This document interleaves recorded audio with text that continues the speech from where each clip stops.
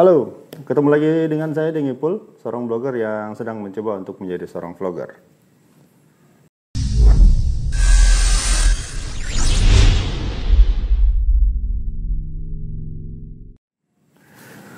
Kalau Anda menonton video ini, berarti Anda sedang berada di channel saya. Dan hari ini saya akan coba membuat sebuah video untuk memperkenalkan beberapa kata-kata khas yang ada dalam dialek orang-orang di kota Makassar.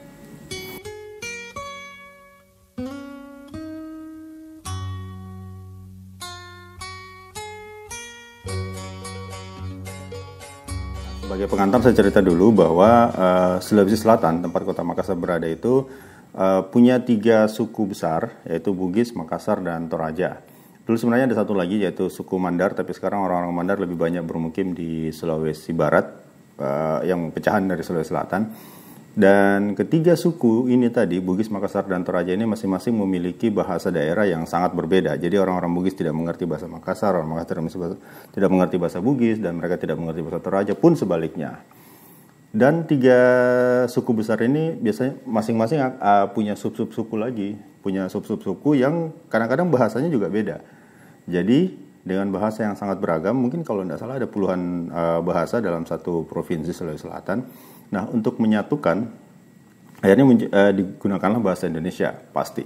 Bahasa Indonesia, cuma bahasa Indonesia ini tetap dipengaruhi oleh beberapa kata-kata, beberapa partikel, beberapa dialek yang diserap dari bahasa daerah.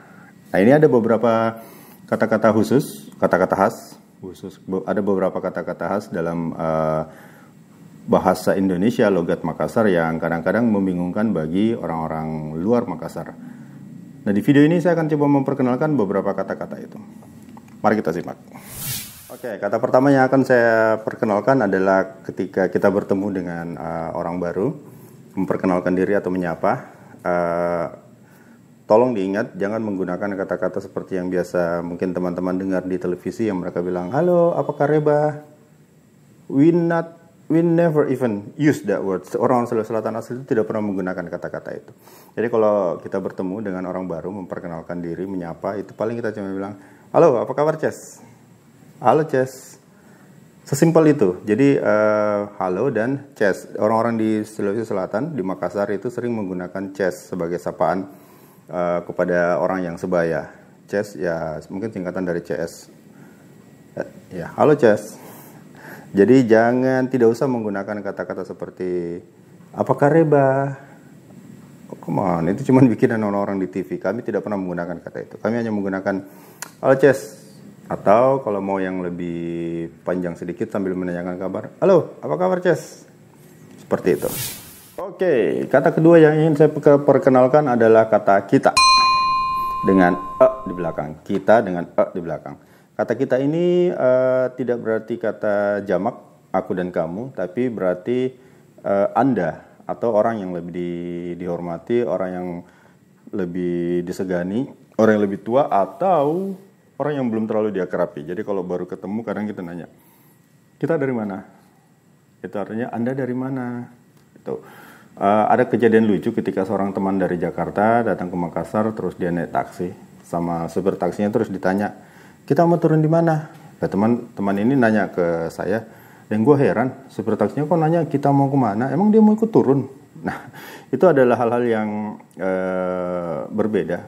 Karena itu tadi berbeda. Kalau di sini kita itu adalah Anda, sampean, jenengan. Gitu. Kalau jadi tidak selalu berarti aku dan kamu. Jadi kalau jangan GR dulu kalau misalnya ketemu sama cewek di Makassar terus ditanya kita mau tidur di mana? Itu artinya bukan dia mengajak Anda tidur, tapi dia bertanya, Anda mau tidur di mana? Oke, kata berikutnya adalah iya dan iyo. Di beberapa suku di Indonesia, iyo itu adalah pengucapan untuk iya. Jadi kalau misalnya kayak beberapa orang di Sumatera, iyo adalah iya. Kemudian orang-orang di timur juga, orang-orang Ambon, orang Papua itu menggunakan iyo itu untuk mengganti kata iya. Tapi di Makassar, iyo itu memang pengganti iya, tapi itu kesannya tidak sopan apabila diucapkan kepada orang yang lebih tua atau orang yang lebih dihormati. ngobrol sama orang yang lebih tua terus kita pakai iyo, itu kesannya tidak sopan. Pergunakan iya atau iye, iye, oh iya, gitu. Kalau dengan orang yang seumuran menggunakan iyo atau iya itu tidak masalah, tapi kalau orang yang lebih tua gunakan iye, seperti itu.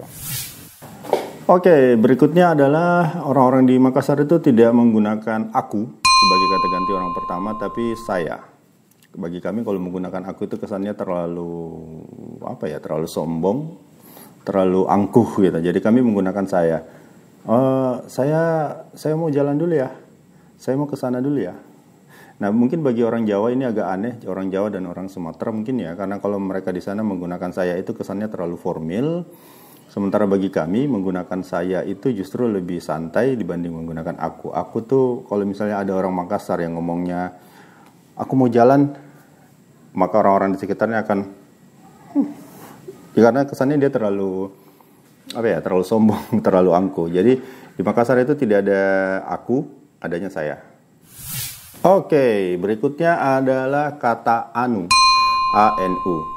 Anu, entah kenapa orang-orang di kota Makassar itu gemar sekali menggunakan kata anu sebagai pengganti untuk sesuatu yang sudah sama-sama diketahui. Anu di sini sama sekali tidak berkonotasi negatif atau saru atau porno, tidak. Sebab anu itu bisa mengganti bermacam-macam kata.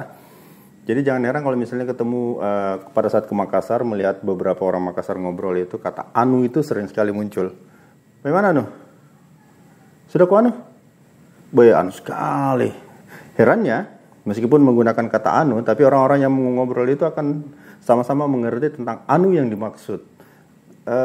Mungkin kayak semacam kalau smurf, semacam pengganti kata smurf. Sudah di smurf, saya mau smurfnya. Nah begitu, kami menggunakan anu berkali-kali, tapi herannya karena lawan bicara kami itu mengerti dengan anu yang kami maksud. Jadi jangan heran kalau misalnya ke Makassar dan sering menemukan kata anu.